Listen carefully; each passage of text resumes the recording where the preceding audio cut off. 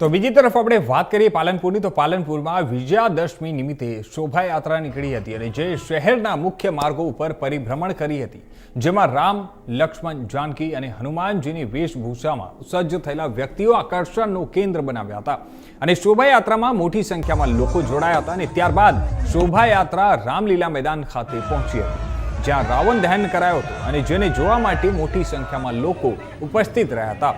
કાયદો અને વ્યવસ્થા જળવાઈ રહે તે માટે પોલીસનો ચુસ્ત પોલીસ બંદોબસ્ત પણ ગોઠવવામાં આવ્યો હતો।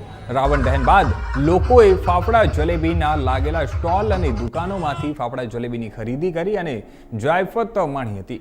ત્યારે જોકે આ વખતે ફાફડા જલેબીના ભાવમાં પણ કોઈ વધારો ન હોવાનું વેપારીઓએ જણાવ્યું હતું। આ પ્રસંગે રામજી મંદિરના મહંત રાઘવદાસ બાપુ, વિજય હનુમાન સંન્યાસ આશ્રમના મહામંડલેશ્વર રામેશ્વર બાપુ, પાલનપુરના ધારાસભ્ય નિકેતભાઈ ઠાકર, વિશ્વ હિન્દુ પરિષદના દિલસુખભાઈ અગ્રવાલ, ગોવિંદભાઈ પ્રજાપતિ, કમલેશભાઈ મહેતા સહિત મોટી સંખ્યામાં ધર્મપ્રેમી લોકો ઉપસ્થિત રહી અને દશેરા પર્વની ધામધૂમપૂર્વક ઉજવણી કરી હતી।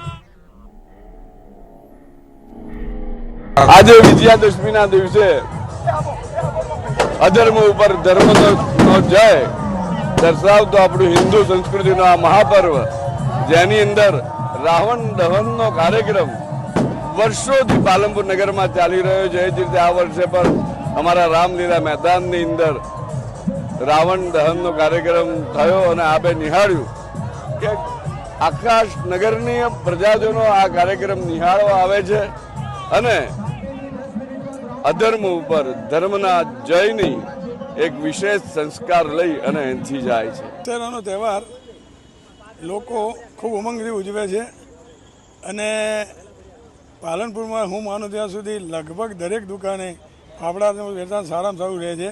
ગઈ સાલ કરતાં આ વખતે લગભગ ભાવમાં કોઈ વધારો છે નહીં, એ જ ભાવ છે અને લોકો મોંઘવારીમાં પણ તહેવાર પ્રેમથી માણે છે અને દશેરાની ઉજવણી ખૂબ પ્રેમથી કરે છે।